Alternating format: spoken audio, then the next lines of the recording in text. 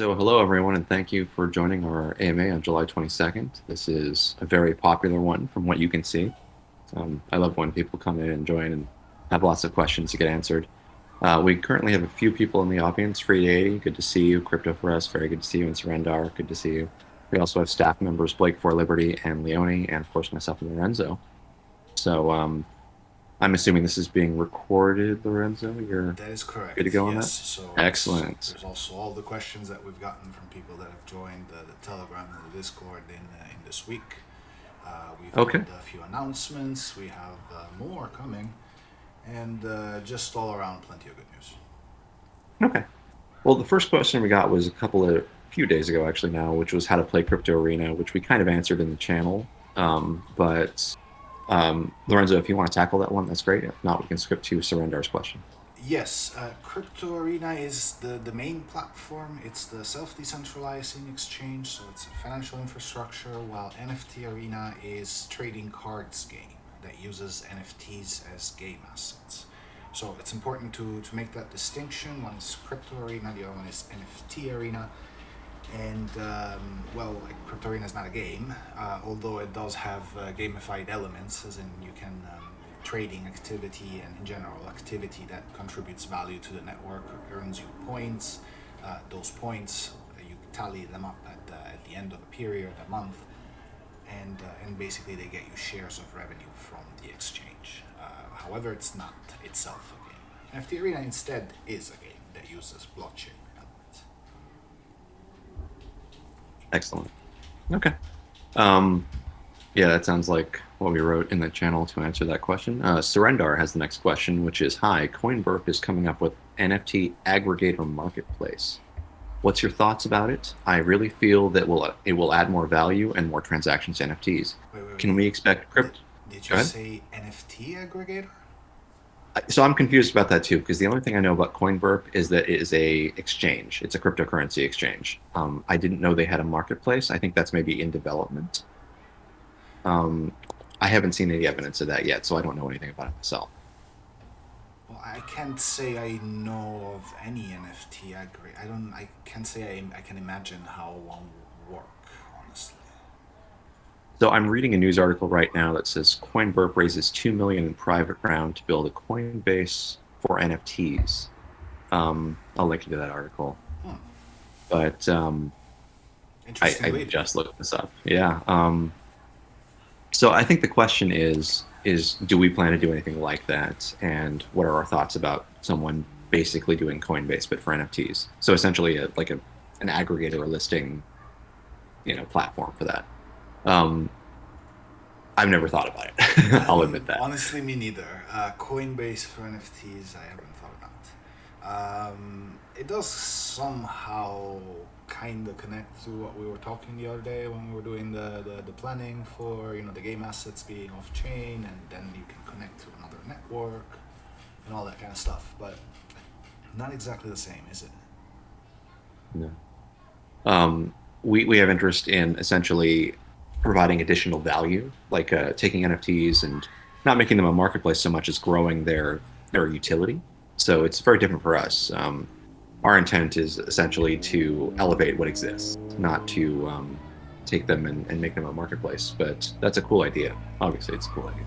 Well, yes, but that being said, there will be an in-app marketplace in NFT Arena. It's just more traditional rather than blockchain powered the market itself. Mhm.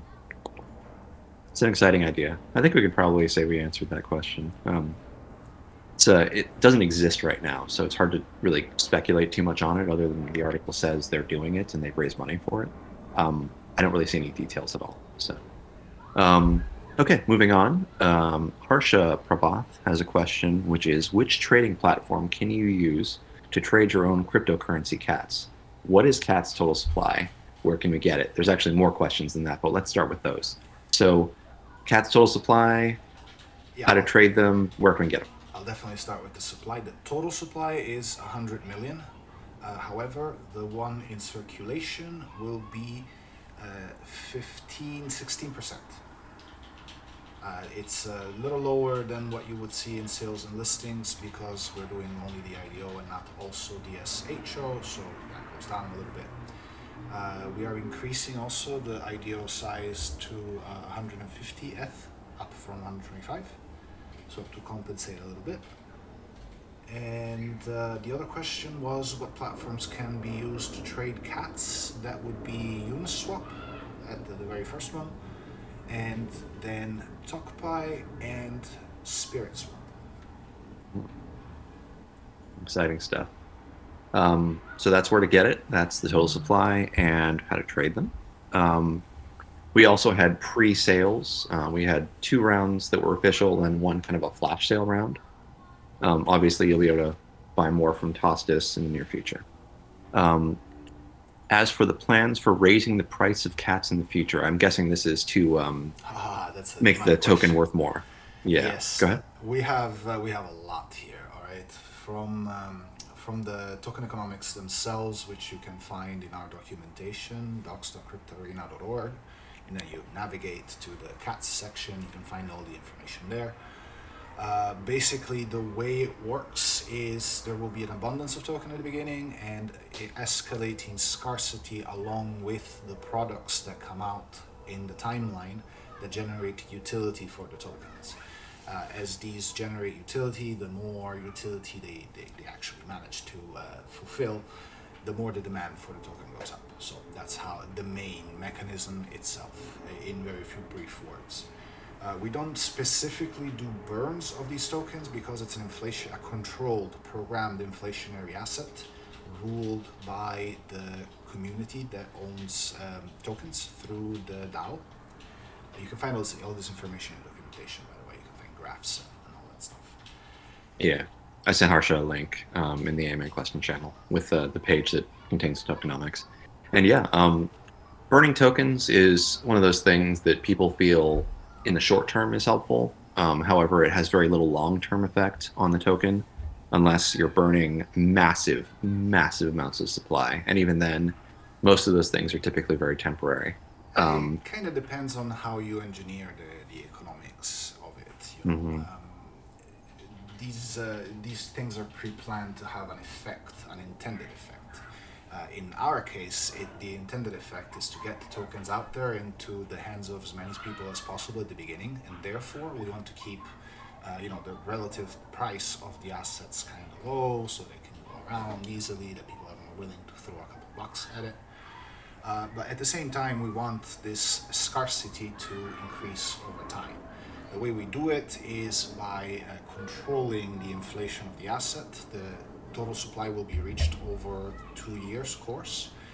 Again, you can find it on tokenomics. There's the whole of the release schedule, so there's no minting whatsoever for those 2 years. Once the total supply is hit, inflation minting is a yearly event that is voted on by the DAO and happens a year afterwards. So it never really has any shock effect on the market, contrary to what institutions do currently. But really, the very, very, very interesting part is the main case. The main case of the CATS token is obviously relating to the main platform, which is Crypto Arena, the exchange that distributes incremental shares of revenue using gamified systems. These tokens can be spent basically to obtain multipliers that work very much like a power-up would in a video game. For a finite period of time, you get more points from those same actions. Getting more points means that you get a greater share of the revenue distributions of this self-distributing platform.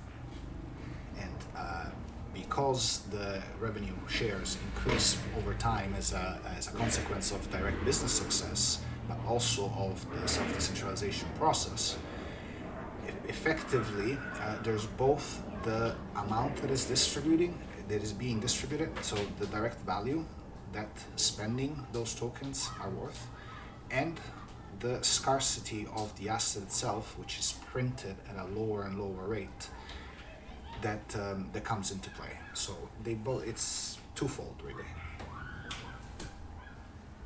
Excellent. Okay. I think that covers the many questions. I think it's 5 questions in Harsh's question, which is great. Oh, cool. Yeah, that was a lot because you also mentioned burning tokens, and that just was part of the question as well. Excellent. Harsha has another question. Also, by the way, welcome to the AMA, Harsha and Allison. I see that you joined us. It's good to have you here. Indeed, welcome. Yep. So the next question from Harsha was smart contracts are vulnerable to bugs, and even recently, 3 big new DeFi projects were victims of this, costing users funds. How efficient and secured is Cat's smart contract, and did you ever audit it via any external party? I like you, Harsha. You have excellent questions. I know, dude. Yes, the tokens themselves were Open Zeppelin contracts, the crowd sales as well. The things that we're building now are not presently audited, but they're not out yet. Once they are out, they definitely will be audited before actually being released. Yeah. To elaborate on Open Zeppelin contracts, they're the gold standard of essentially how you mint a token in the first place. The idea is that when auditors look at smart contracts, they look for these in the first place. And efficiency. So, yeah. Concerns on Open Zeppelin contracts typically include if you have the ability to pause a token, which can then mess with the ability for people to trade it and things like that. So we have a very simple, very straightforward Open Zeppelin contract. So that's good. Right. The tokens themselves are very basic. Everything else that they can be used for is done by other smart contracts, basically. Yep. Excellent. Further, we have audits will happen for literally every piece of tech from the tech side, but we also have securities audits for the main platforms. Part of our fundraising is to have the ability for very, very high level security audits. So that's an important part as well. So as we build, we raise money and earmark money for the ability to have security audits done. Securities audit. No, I'm saying security audits for smart contracts as well as whatever we build. Oh, yeah. But also securities. Yes. Yeah, but it's an important distinction. It sounds the same. Security for totally securities. Yeah. Yeah, 2 different things. Okay. Harsha has another question. Can you expand our knowledge about your roadmap this year and the future? Absolutely. And any updates on your research and development progress? I don't know exactly what research and development progress will mean in this context, but there's the question. Roadmap. Well, research and development, we've done large portions of that. We have obviously lots to do as well. The part that we've done is we know what we're doing, we know what we want to build, we know the options on which we can build it on, and all of that stuff. Keeping it fair is the research and development that we still have to go through, because making an economy that is resilient to many things and immutable from deployment all the way to eternity, obviously that takes a lot of testing. Sorry, what was the other part of the question other than R&D? Sure. By the way, Robbie, welcome. I just noticed that you joined as well. Good to have you here. Oh, the roadmap. Yes. Yeah, sorry. Roadmap question. Yeah, I just found it too. So we have 3 AMAs in these 3 days in a row, the last of which is actually with a big group with the Satoshi Club. So we hope to get a lot of traction from that. And that leads to the IDO, which is on August 4th. And right after the IDO, we start doing the listings on August 6th in the order that I said before. So Uniswap, TokeBuy, and SpiritSwap. And right after that, we are going to be shifting our focus onto NFT Arena, which, right after that, we're actually starting already on this as well. We have the plans, we know how to deliver them, we have the people to do them, and we have the funds allocated. So it's coming, and it should take about 3 months for the completed product of NFT Arena. About a month to a month and a half, maybe 2 months, these kind of things, how they go. So, we're trying to do it as fast as possible, because the sooner we have it out there, the sooner it creates utility, and the sooner people can fall in love with it, because it's actually fun.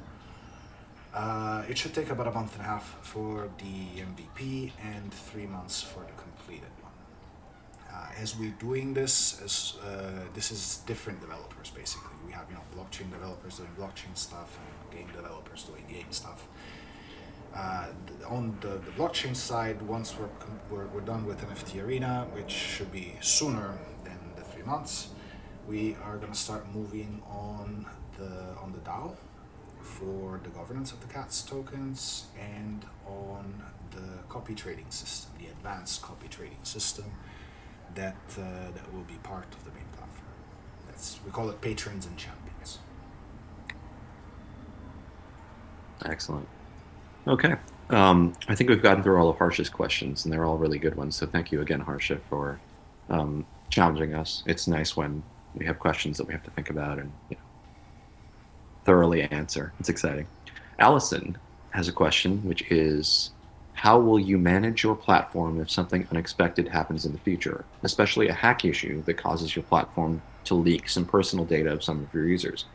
Is your platform ready for this situation? Oh, this sounds like your question, Chris. I know. I could take this. All yours. So, Allison, we address permissions on basically a philosophy of least privilege. The idea is that even within our own organization, we grant the minimum amount of permissions that are needed essentially to give the people in the org the ability to do what they need to do. So one of the first things we do is we essentially segment information on users and things like that out into like categories of like security. And the higher those levels of security, the more often they are audited, and the more often that we pay attention to essentially like how much we should care about them. And so people get progressively less permissions the higher you go towards customer data, like the more sensitive the data is, like KYC data, for example, with like license pictures and things like that would be some of the highest sensitive data. And as for what would happen if some of the information was leaked, that's a tricky thing because we haven't actually encountered that yet. But the first thing we would do is disclose. A lot of organizations are interested in sort of going, hey, look how good we resolved this thing. But we're more of a, here's what happened, here's what you need to know, and this is what we're doing about it. And we would continuously communicate as we go through the process of engaging law enforcement, as we go through the process of making sure that that can't happen again, or that it can't happen to other parts of our data, and things like that. So transparency, and then improvements in security. But the idea is that we start the process with a very, very strong, I would call it paranoid security mindset. So what do you think? Is that I think it's a good answer, and that I can summarize it as well with, I'm Italian, so I have a grandma's saying for basically anything. And that is that it's better to prevent an illness than to cure one. Absolutely.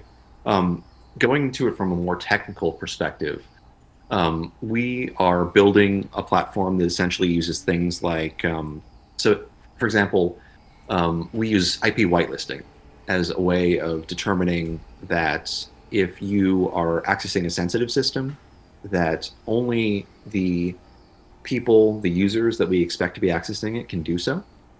And we do this basically in the access to the specific systems that contain the data. So a lot of our hosting is done in Amazon Web Services. So when we build systems that can access things, we whitelist and we create essentially a system of two-factor authentication amongst all the platforms that would ever be accessing this data in the first place. Even, for example, our token wallets use a form of two-factor authentication. For example, we have a treasury these days that is a multi-sig, which means that, for example, when we needed to send tokens as payment, I was involved in the process of sending, even though I'm not the owner of the wallet. We're all multiple owners. So there are checks and balances amongst all levels of sensitive data and systems, and we're careful. We audit and we pay attention to what's going on. And the hardest part of that is building a system that doesn't generate too much noise. So we're trying to essentially look for anti-patterns, situations where users are doing something that we wouldn't expect them to do. And so those informations are the notifications we receive. And building that takes time, and that's not done. That's something that I've written a lot of documentation on, and we plan on implementing at every tier of the organization. So I hope that answers that question. or careful? That definitely answer that question. It's an important question. All right, I'll move on to another question since I think we got that one. Um, NoNim1 is asking, you may have previously gone over it, and if so, that's fine, but could you go over where the farm tokens come from? What impact will they have on overall tokenomics by introducing a new means to gain cats other than through purchases? That's a very good question as well.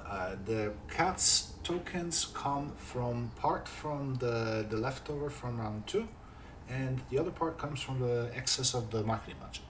So they're actually not taking anything at all from the tokenomics, and this actually covers the first 2 years of the farms, not the eternity, obviously.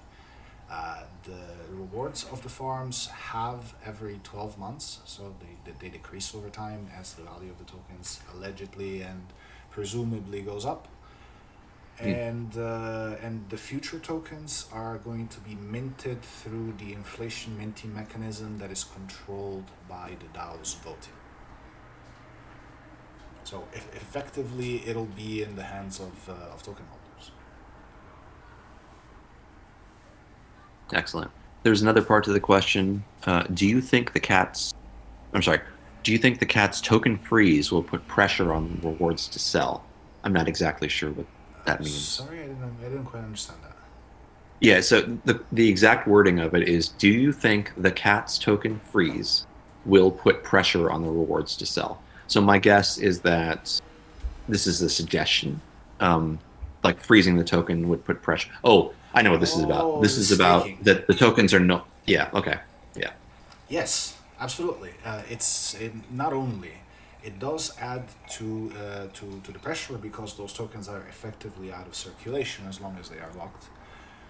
But also it adds to desirability of the tokens because once you put those tokens, when you stake those tokens in the farm will basically spit out a synthetic one-to-one to your tokens that you can either give back to the farm to trade to get your tokens back, or you can take the synthetic and stake that on another smart contract, and that gives you the node rights for the rewards that are generated by NFT Arena. So there's this trading card game that we're building, and it has all these various cool revenue streams. The fact that you can have a market in the app, that you can use any NFT that you own to play the game. Obviously, on-chain actions have a cost. They include a markup. The markup is pooled in a wallet, and the nodes, those that have the rights to the nodes, share the rewards of that wallet, basically. Excellent. Yep. I think that covers that. So it's kind of 2 layers of staking, if you would. And as soon as we have some more runway and time and peace of mind, we're actually adding a third. Yeah. To summarize, like putting pressure on the rewards to sell is probably not what we're describing. We're actually people will be more likely to buy as a result of tokens. Pressure, Yeah, exactly. Yeah. I'm just addressing NoNim's question. Yeah, there's going to be more desire to buy because tokens will be locked up and therefore of value in that lock. So that's excellent. Allison has another question. Actually, it looks like Allison and NoNim went back and forth with a bunch of questions for a while here. Let's get to the next one. Nice. What are the ways? Yeah, I know, it's great. And they're good questions too. I like this stuff. What are the ways the CATS project generates profit/revenue to sustain your project, and what is its revenue model? That's part of the first question. Well, the CATs are the utility tokens, the ERC20s of the crypto arena ecosystem. So we have a much larger project than just the CATs actually. The CATs are one of the main way with which we get our early funding, with which we've bootstrapped the money that we needed to build the critical things, with which we've acquired our early community and possibly you guys as well. Other than this, we have Gas Tracker that is ultimately almost completed, and this is basically a mobile app that allows you to set alerts for gas prices and receive custom notifications. We have NFT Impact, which is a mass marketing tool that allows us to send literally millions of NFTs to the wallets of people, as well as scan for the best target based on various data attributes like they have tokens, they're active, they have NFTs, they're humans, these kind of things. Then we have the token sales, we have the farm that comes out shortly, and it has pretty great rewards for the people that get in early. So token sales that follow through the buying pressure that increases the price, and NFT Arena and NFTs, of course. We also distribute NFTs. We're going to be trying to create a resale market out of the ones we did out for free, as well as sell some rare cards that get you a slight bonus to the chances of getting a good card when you put it on NFT Arena. Yeah, so there's a lot of potential revenue models as a result of the diversity of products that we're essentially putting out. We have a lot out there. We're still building a lot, and it's exciting to see these things come together. I know I'm really enjoying working on them. Right, I should The probably next, expand a little bit before we move on to the next one on NFT Arena itself, because that has several ways in which it earns revenue, which is shared by the nodes, as I was explaining before. So basically, you stake your NFT, you deposit your NFT on the smart contract, and that sends the data to our app. Our app generates a card that is a game asset that you can use with attributes and everything. That also functions as part of a system that gives you a key to retrieve it if you own that card. So you play a game with your cards, you win the cards from your opponents. By having that card, you can redeem the NFT that is associated with it. The ways that you earn revenue as a node owner include whenever people put a card on the smart contract to make a card, whenever people take a card out to take the NFT back, as well as tournaments. There's going to be tournaments as well, in which people can pay a buy-in, basically, kind of like poker tournaments work. The buy-in is pooled to create a reward structure, and there's obviously a fee for the house that goes to the wallets. And the last one is the in-app market, so buying, selling cards that are associated with NFTs. excellent. Yeah, lots of potential and existing methods for revenue generation. Right, these are within just that side system. projects, actually. Yeah, the main thing is Crypto Arena. It's an exchange, revenue It's an distributing innovative exchange. exchange, very Mhm, innovative exchange. mhm. All right. Um, the second part of Allison's question was how can it be mutually beneficial for both the investor and your project? And I think that's one that you were uniquely suited to answer, That Lorenzo. is a brilliant question and one of the most important ones. Investors care about returns. That's clear and evident. If you can provide a system that gives users a greater incentive to use than competitors, then you have market fit. These are, the basics of it. If you can use this fit to actually take away their shares of users and reach new ones at the same time to such a degree that the volume you generate for the investors in the short term is greater than comparable investments, your investment is a superior investment. It's investors are simple in a way, it's basically a trade-off. They get more returns for a fixed duration of time in exchange for everyone's collective agreement to get out at the same time in the future, leaving no one there and only public benefit infrastructure. So you get increased rewards for future unknown potential earnings inside. And essentially this allows to streamline the interests of everyone that is involved. Excellent. I think that covers the question entirely. That's excellent. A little Um, briefly, I go through it in better detail in documentation. It's just yeah, a long answer. yeah, I'll provide a link as well for that. Um, the next question is another NoNim question. Uh, NoNim says, Cats is a well-rounded project. However, I have a question for you. Cats, without a doubt, has a meme moniker. What are your thoughts on how this will affect the process and prices? It's a good question. It's also a very good question indeed. The meme name is it's we came up with it before the animal token craze, just before it started. So it wasn't entirely intentional, at least not intentional in the way that it appears now a couple months afterwards. We're gonna ride the wave. Basically, we have a solid project. We have a good application. The name of it is the acronym of Crypto Arena tokens. So it fits us better than it fits coins that don't have any utility and are just trying to ride the doggy wave.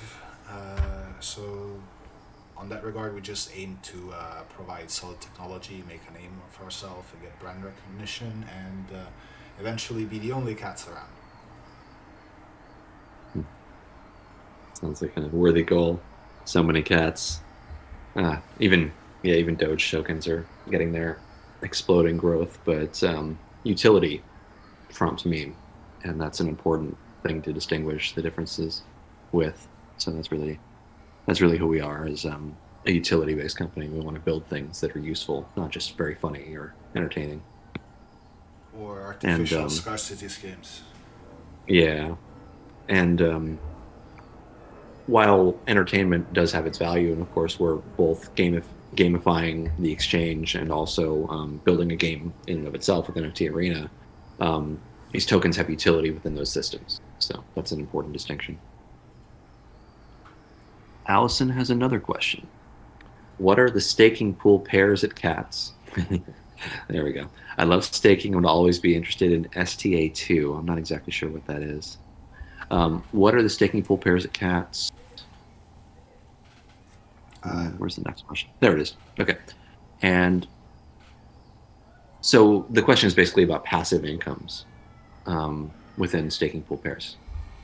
well, Cats. we're listing on Uniswap v3, so you can definitely add liquidity there, for example. Or there's the the farms that we have; those are single-sided, so you stake cats and you get cats. For Uniswap, we're going to be listing with ETH and cats to begin with. Eventually, we're going to be adding more, not immediately though. We do encourage anyone and everyone to add liquidity to Uniswap. It's an excellent deal for everyone involved. It protects the price. It gives you an added revenue stream other than holding, although it does expose you to impermanent loss of the other asset. But still, it's an excellent deal, especially with Uniswap v3's capital efficiency. I don't know if you've gone through those documents yet, Chris, but the capital efficiency has increased several magnitudes. Excellent. Um, sorry, I just got moved out of the question list. All right, there we go. So Nonim has a very entertaining looking question for us. Did I understand well that Crypto Arena's distribution blockchain combines probabilistic and deterministic evidence to obtain verified finality? And I feel like we're being trolled a little bit right now, but No, it's not. It's not a troll. It's correct. I mean, it's it's not a copy paste, is what I'm saying. exactly it's not exactly the right words, but more or less. It's Mhm. probabilistic finality and deterministic proof into proven Mhm. finality. So, starting from the last one, proven finality is, in a blockchain context, means final irreversible entries on a ledger. Those are achieved, especially in such environments like the ones that we do. We have to compute the distribution of the future, so like basically a month in the future. We do that with system of oracles working in pair with our unique security tokens. So basically, the network has two types of nodes. They're called watchers and counters, and the names are descriptive of the functions that they have. The watchers take continuous snapshots of the transactions that go into the exchange's wallets and feed that data to the counter nodes in timestamps. The counters add up the timestamps to recreate the ledger with the full record of transactions for a given time period, so say for a month. And by doing this, we compute an objective expectation of how much the exchange should be distributing in the future, because we know how many security tokens are where at any given time, and they act as beacons for the distributions. Now, because it's a blockchain and we know this future expectation, we also have a block from the previous period with the previous future expectation, which is actually the current one. And we have the current numbers that are being provided through the snapshot system. So we can basically match the two. That's how we combine the expectation of the future and the current proof of numbers into proofs, into evidence. So yeah, yeah, you understood, right? Yeah, excellent. I'm trying to see if Nonan was there to listen to that, and unfortunately has left the AMA, so we'll have to give him a recording for that because that was a lot. But excellent question, and it's really just it's entertaining to see the words probabilistic, deterministic, and finality all in the same question. So It's a word soup, that's for sure. yeah, definitely. I guess that's our docs are occasionally very complex, and I think that was a nod to them. Um, Selena has a question which kind of got answered by Crypto for us later in the channel, which is, hello, when will you pre-sale?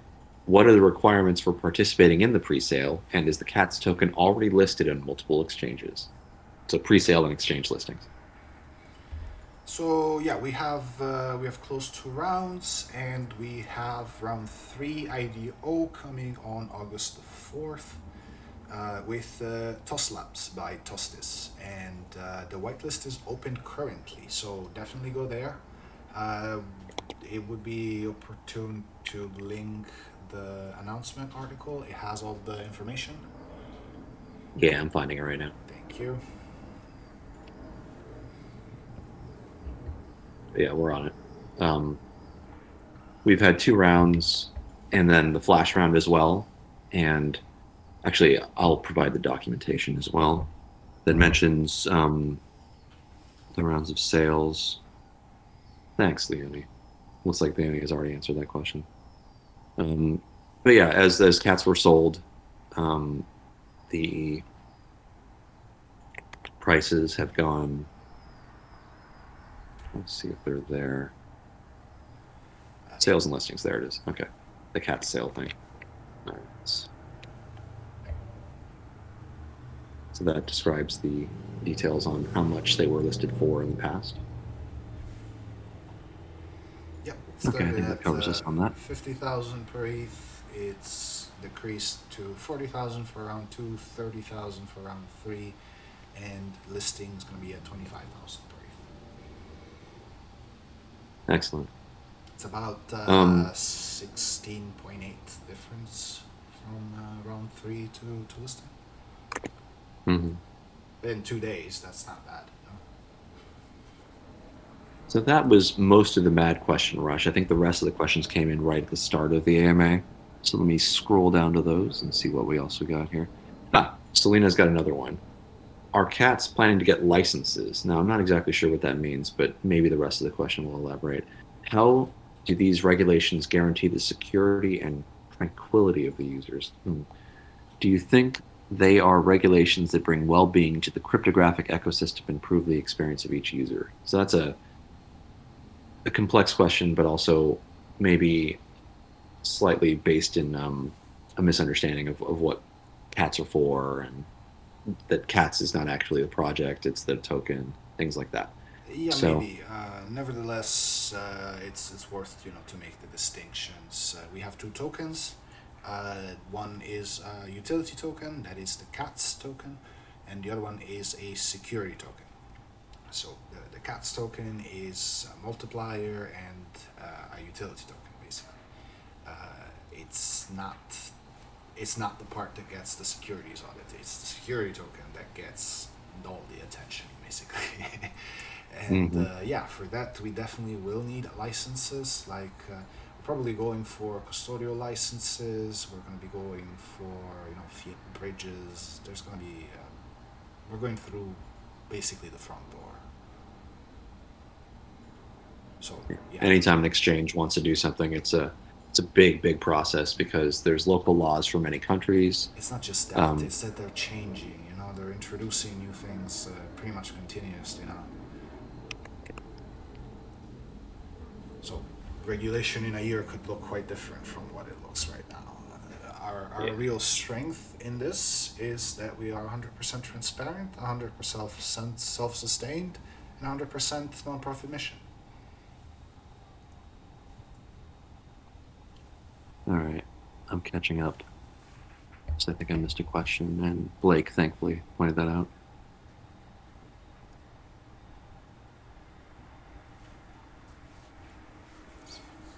Where is the question I missed? Oh, there it is. Selena had another question about actually the total supply and features. Actually, that's already gotten answered, so I think we can skip that question anyway What do you because mean we already talked about it. features? Basically, utility is, I believe, what the question was about, and we've described. I mean, we can go into details about it if you'd like. We can give it a little recap. The main use case is as multipliers for the main platform, multipliers for the revenue distributions of the main platform. Other use cases include access to private sales, for example, that we'll be hosting again on the main platform. Access to tournaments again on the main platform at a discount. But you can also spend them on NFT Arena in several different ways. You can access the staking, which is also connected to the governance and the node rights. And I feel if I'm forgetting. I can name one that hasn't been mentioned, which is that the Ethereum Gas Tracker app will allow you to disable advertising and enable additional alerts if you hold cats in your wallet. That's And then right. Web3 authentication will do that. But yeah, also just to clarify, holding cats won't get you multipliers. You'll actually have to purchase those multipliers with cats. So, but yeah, lots of utility there. Yeah, okay. Let's see. So Crypto4Us asked a similar question. What are the main features of cats after listing, and how will it have impact to gain more user base? After listing, the very first thing is the staking. Right after the staking, it's going to be NFT Arena. I'm skipping Gas Tracker. Gas Tracker should come in somewhere in between these because it's smaller. First one is staking. The second one is NFT Arena. The third one is going to be the DAO, and very likely the fourth one is going to be NFT Arena again on a different chain because we're going to be expanding it. And right after that, it's going to be for the first serious pieces of innovation of the main platform. So the copy trading. Crypto4Us has a similar question as well, which is the main selling point for cats during the IDO and after listing for the users. I think we basically answered that though. I think the biggest selling point is again the staking. The rewards are very large in the first year. You're gonna ask me APY, but APY depends on participants, so it's gonna be very large APY for the people that get in early. It gets smaller the more people join in, but obviously the more people join in, the less rewards there are over time, and the less there is an incentive for new people to join in. So it's still gonna be great. And Yeah. there's large rewards that come directly to you. There's the nodes, which will be generating more, and eventually we're going to make the governance token itself. Potentially, we want to make it transferable, so Audits token that has a market of its own. Yeah. One important thing to distinguish this product from others, this project from others, is that this is not like nothing about this is short-term pump and dump kind of thing. We're not looking to, quickly, suddenly generate a huge amount of value for users and just be done. Like Lorenzo said, it's not a scarcity scheme here. Um, we're focused on long-term value for essentially investors on a platform. Yes, So that yes. I means mean, long-term staking, long-term rewards over time with the exchange, things like that. yes. That being said, we also, I mean, NFT Arena has pretty great potential. I'm super excited for it. For example, the Hmm. the main platform is absolutely, it's just infrastructure. It's meant to go up and it's meant to stay there forever. Like a sewer system is. You stop noticing it because it's just there. Yeah, something you can take for granted someday. Right. But All right. for the short term, there's the fact that we're unknown, the fact that we have an actual great mission that people can get behind, the fact that there's no way of breaking the system from our end, including with the utility tokens, because they're automated by the DAO with program minting events. Rewards are big, game is fun, and there's the opportunity of winning NFTs from others. Love that competitive aspect. All right. Um, moving on to another question by Crypto for Us. How will crypto arena work to gain market share, as there is a lot of DEXs in the market with different kinds of offerings as well as unique features even? Like Zero Swap, for example, is coming with a DEX with zero gas fee and others with other features. So one important distinction here is that this is not a DEX, though it does have DEX features at times. We So really combine the function of both the decentralized and decentralized exchanges into a new type of entity. The S-DEX nomenclature is just familiar, and with a twist of semantics. Instead of being a decentralized exchange, a self-decentralizing exchange. The reason for this is actually super high level and quite difficult to explain. It's not decentralization is a word that's tossed around a lot. People imply different things with the same word, as it happens with many types of words actually. What we mean is simply ownerless infrastructure that exists for the benefit of anyone that uses it. This is not exactly the same as anything that is around for different reasons, but it doesn't really exist yet, and it provides 100% of the revenue that it generates back as incentives to the users for further activity, for recruiting new users, and all the things that you're familiar with. So how do we compete? There's nobody that can offer more than 100%. And we'll be the first to do it. it's exciting. The idea of essentially completely going from an owned nonprofit to essentially an organization that's owned by the people. That's exciting, and it's a process, and it will take time. Um, that's It's not actually a the short-term opposite. process. It's not owned by the people. It's ownerless Ah, entirely. If nobody owns it, everybody owns it. Literally, anyone that uses yeah. it draws value from it as if owner, whenever using it. Mhm.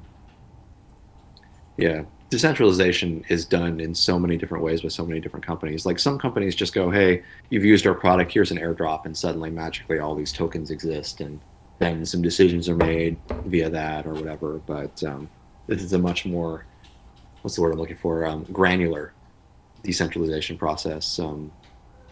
It happens over time. Rewards go to the users over time. It's progressive, and I think a lot more useful in that regard as well. Not just a hey, here's the thing, go do what you want. Well, So it's the only real way of making a mission like this feasible, as we had from the questions that we had earlier. evidently there's interests in it. Investors want to maximize their returns. They would never agree to something like this halfway. Mm. Ever. Why would they? However, if they have to do it preemptively, they can either do it or not do it. If they do it, for the next short-term period, they have an investment that outperforms other comparable investments. And if they don't do it, someone else will. Because we don't need the whole world to invest. Just the amount that we need to build it. For sure. By the way, so welcome Selena 1 to the AMA channel. So I guess you're hearing your answers, which is excellent. Moving on to the next question. Free 80 is asking about the Arena token, which is no longer named that, but the securities token. Question is, what do we do with Arena, and what benefits if we hold Arena for long term? Well, actually, Arena is the current placeholder name that we have. Leo was the former name, remember? Question was, sorry, can you repeat? Basically, the benefits of holding the securities token long term and what it's for in the short term. Well, first of all, they are actual securities. So by virtue of owning them, you wield the rights of shareholder, basically. These are 6 rights specifically, like the rights to transparency, to accountability, the right to access information, the right to your proportional share of face value, as well as the right to dividends. That's 5, isn't it? What is with me tonight? I forget the last one of everything. Well, there's 6. There's 6. You can definitely Google the last one. Ours, other than these 6, they add 3 more on top. Those being the rights to proportional increase of the value of your token whenever the tokens of other security token holders go through the exit mechanism, a right to the buyback bonus, and I'm forgetting the third one. Yeah, you're way ahead of me on these. I don't like that token is so far into the future for us. So, well, yeah, it's in the past for me because I haven't worked on it for a while. Yeah. That's okay. Yeah. We can come back to that, and I can Point provide a is, link to the point is, it documentation. gives you the full rights of shareholders plus bonus rights. The really important one of the bonus rights is the BBB. You can find more information about this on the documentation part, I'll link to that. both in the security token section and in the how it works section. The BBB stands for buyback bonus. Now, there's a lot of people that do buybacks, and they all mean different things with the word buybacks, just like with decentralization. What we mean is a little special of its own. It's its own mechanism. Basically, it functions sort of like a burn, except that they're not burned. They're not going to a dead address. They're going to an address that can't take them out, but that retains the tokens within the network. So because the tokens are beacons, by being there, the proportional weight of the wallet increases. And that wallet is the revenue distribution wallet. So the more security tokens end up there, the more the percentage that the platform distributes to the public as incentives to further activity increases.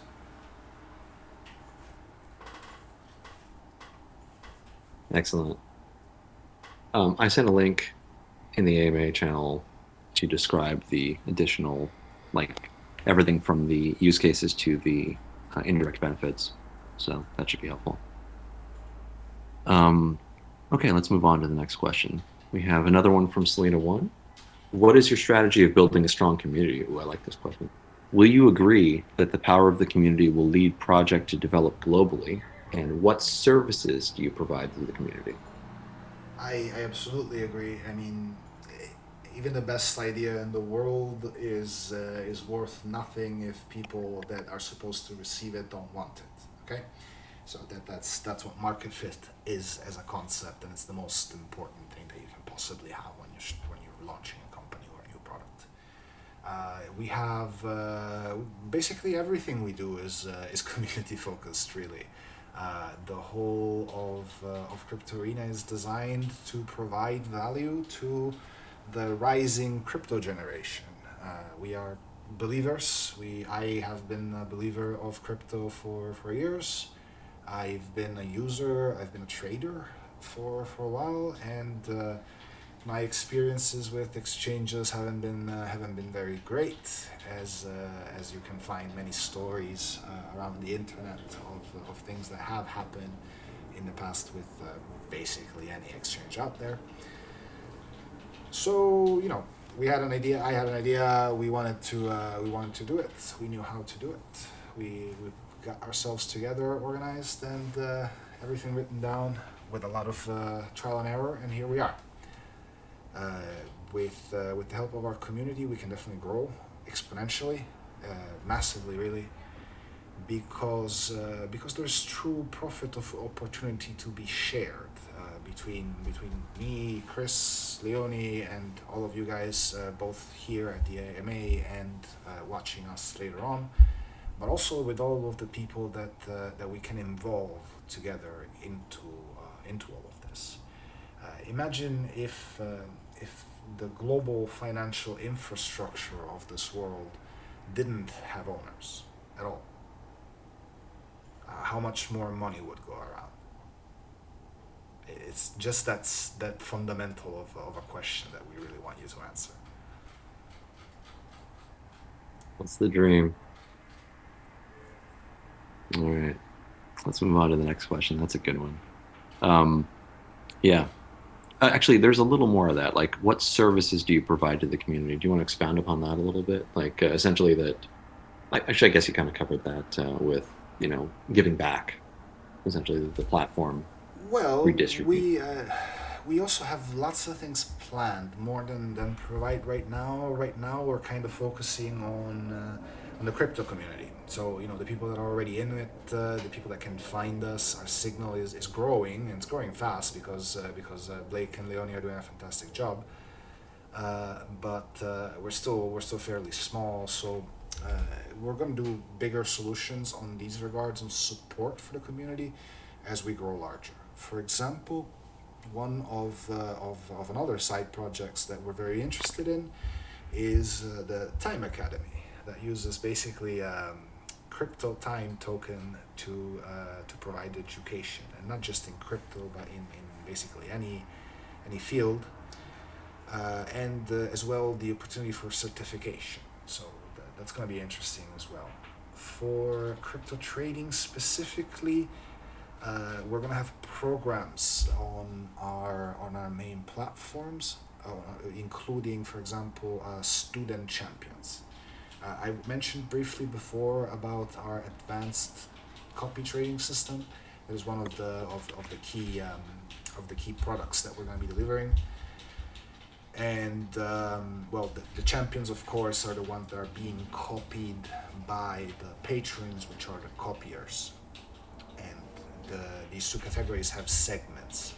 So there's going to be the standard champion, the professional champion, the high frequency champion, but also student champion. So students that are enrolled in certain faculties that we can partner with, or just the whole of STEM, perhaps, these kind of things, get access to the champion status that they can use, with attracting real investors, with giving money to them, so that they can start basically generating a revenue themselves through their activity. They play with play money, they attract the real investors, and based on their results, they get actual shares of revenue too.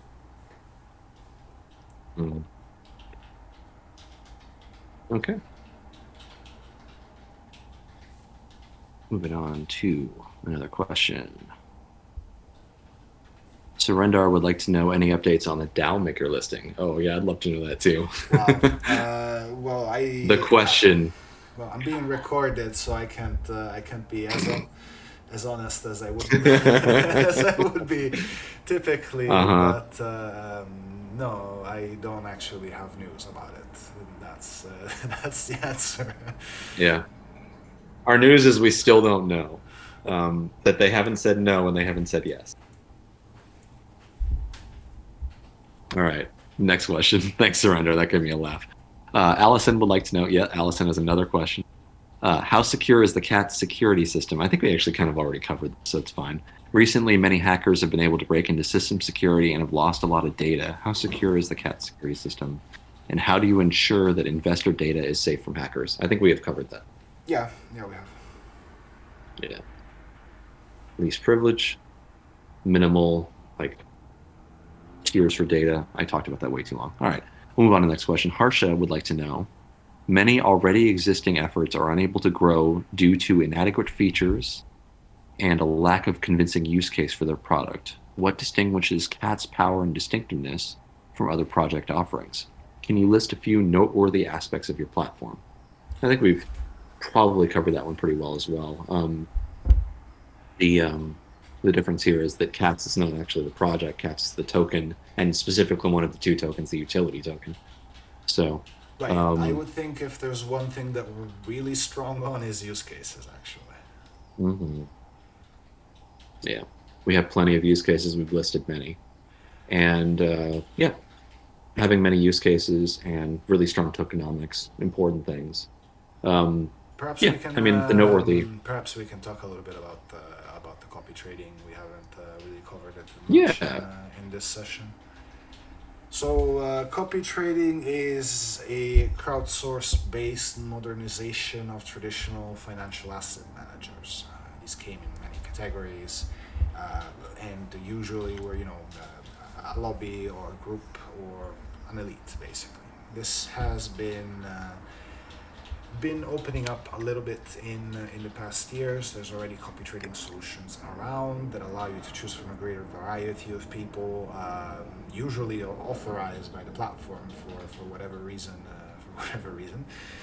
uh, but still a greater variety.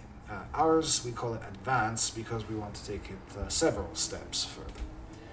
It's open to anyone. Anyone can do it. The market decides who's good and who isn't, and basically it allows you to deploy a trading smart contract between the two parties, without either of the two parties ever having to use any code or having to know any programming. Further, the relation between the patrons and champions is based on a success fee strictly imposed by us, the platform, which basically fundamentally means that it's better value than comparable solutions. Comparable solutions usually have an entry, a performance, and an exit fee. We only charge the performance fee and only on the basis of success. So if there is no success, if your champion doesn't return you a profit, not just your money but a profit, then he doesn't get paid. There's no additional cost to you other than the trades that you've done, and that's just done. What does happen is that the metrics update for both users, so they worsen. It's very much foreseeable that there's going to be a stratification and diversification of both the champions and patrons based on their results, on their strategies, their preferred assets, their way of trading, and much more. So really a bustling market is what we aim for, with a lot of different type of people offering their services. Many of these people, if not all of these people, actually making a living out of it, making a job out of it, out of being a champion on Crypto Arena. This is exactly what we aim for. As we were saying, public managed infrastructure. So the more people actually are happy with the infrastructure, the more the success it will have. Mm-hmm. Leonie would like everyone to know that the CATS airdrop is now open for signups. Ooh, nice. And you can go to the updates channel here and the announcements. Basically, we're out of questions. We have one more. And it's first come, first serve for the milestones. So if you want to test that out, go to the link on Twitter. And we'll get back to questions. I think there's just one more. Oh yeah, you should definitely go check out the campaign that Ronnie was talking about. It gets you NFT cards, not just NFT cards, but NFT cards with the slight bonus to rarity that we were talking about before. And the higher tier rewards get you an NFT that you can redeem for security tokens. And the last reward was and no, actually the first reward is the airdrop. So Yeah, there were just multiple signing up, you rewards for get the NFTs. airdrop, and then if you do referrals, you get additional rewards. Yeah, looking at that, we got playing card, playing card, playing card, playing card, playing card, security token Leo, yep, or arena. And 200 cats, of course, is the first reward. So that's an easy one. Um, Lots of stuff. Okay, the last question. I think this came in really late from Crypto for us was: is it possible to hold more than one arena token? So I think that's Sorry, a mix of two different things. You kind of Oh, broke so up I'll there. repeat. Is it possible to hold more than one arena token NFT? And I think that's a mix of two different things. Arenas are the security token, and NFTs have nothing to do with that. But there are NFTs, and you can hold more than one, definitely. And you can hold more than one arena token Uh, once they exist. I'm getting crazy eyes from Leonie because apparently you said something wrong. I'm not sure what. Let's invite her to speak. I mean, it's probably Yeah, let's do that. the quicker thing. Maybe it was about the rewards. Hi. Oh, sorry.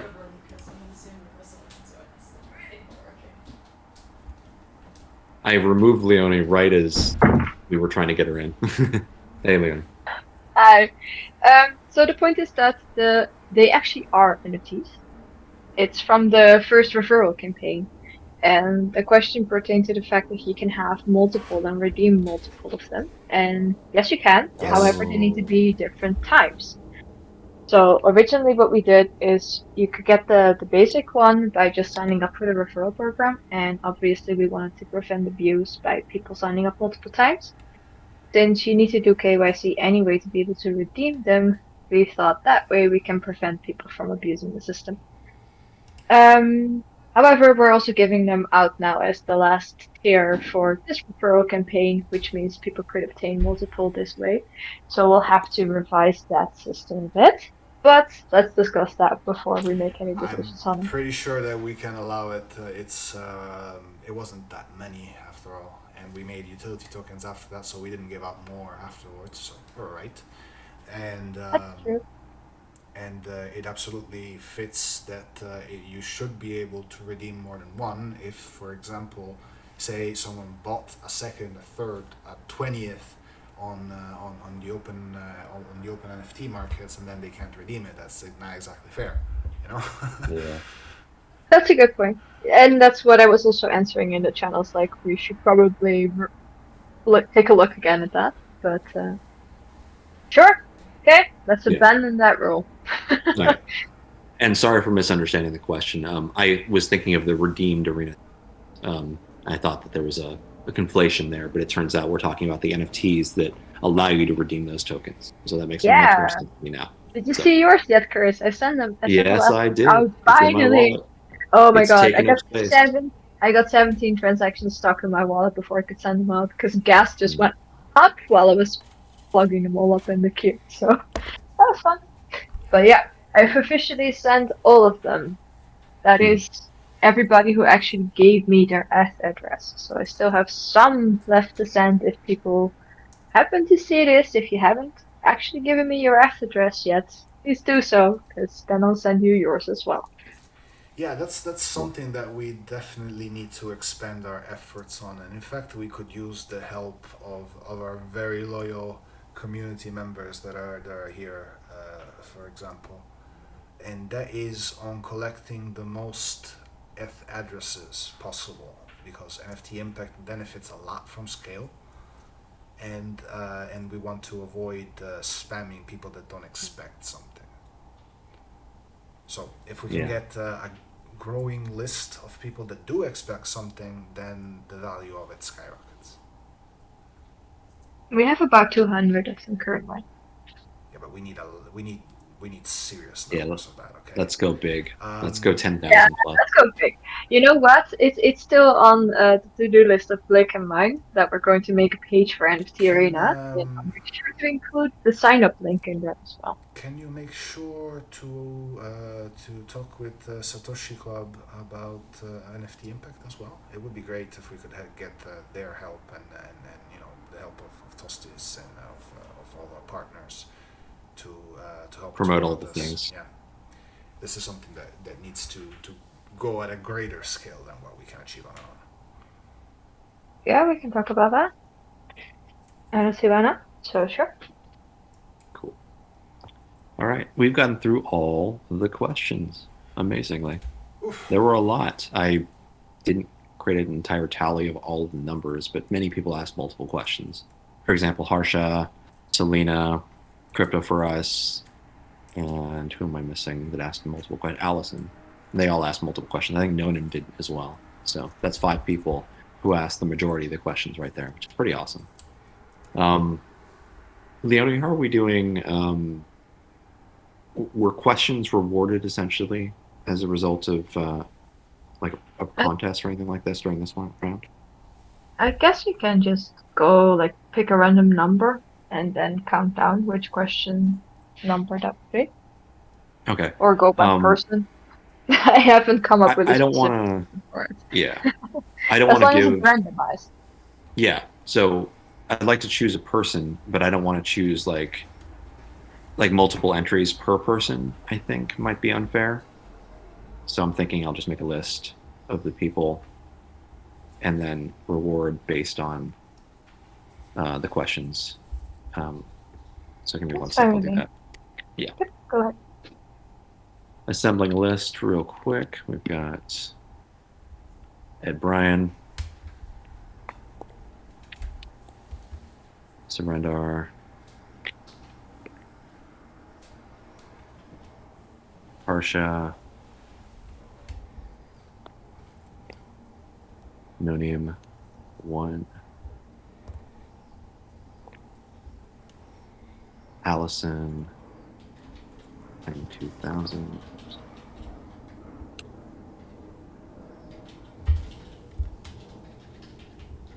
Selena 1.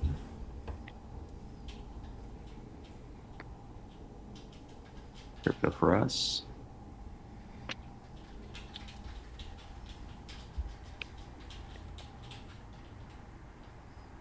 think that's everyone, but let me check. Free 80. Free 80 had a question too.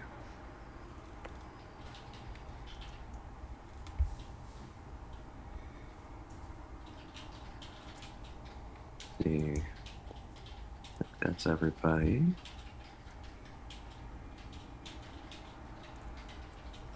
Okay. That is a total of 8 entrants. I'm going to pick a number on random.org between 1 and 8.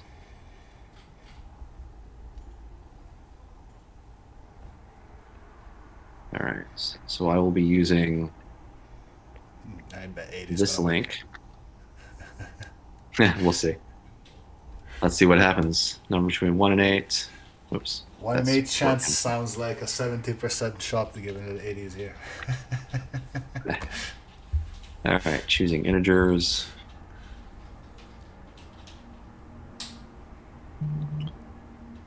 Between 1 and 8. 1 column, generate 1 integer. Getting numbers. Number was 4.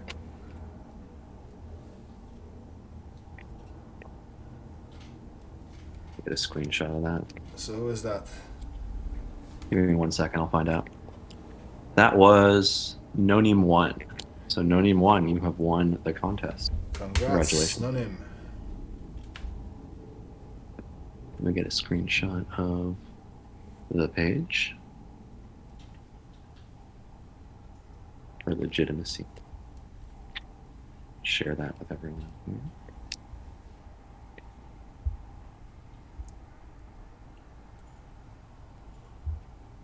Oops, that's our metrics. Never mind that.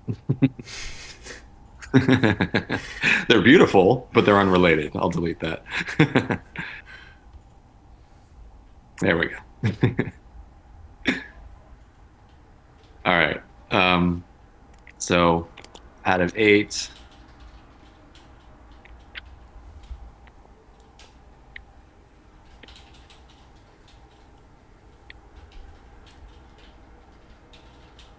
these are the entrants.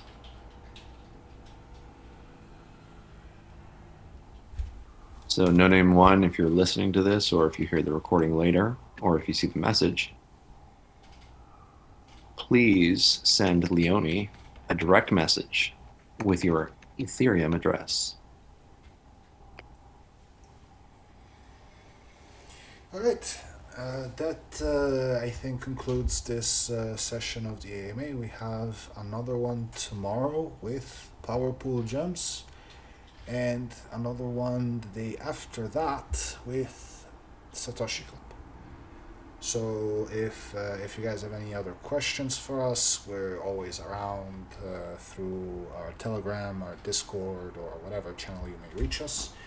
And we have pretty much continuously events in which we're going around talking about Crypto Arena, NFT Arena, and all our tokens. So you can always reach us. Thank you, everyone, Indeed. for joining us, and speak to you soon. Thank you, everybody. It's really good to have you today, and have a wonderful weekend, and join us for our next thing. So we'll be here quite a lot, answering a lot of questions, giving away more cats,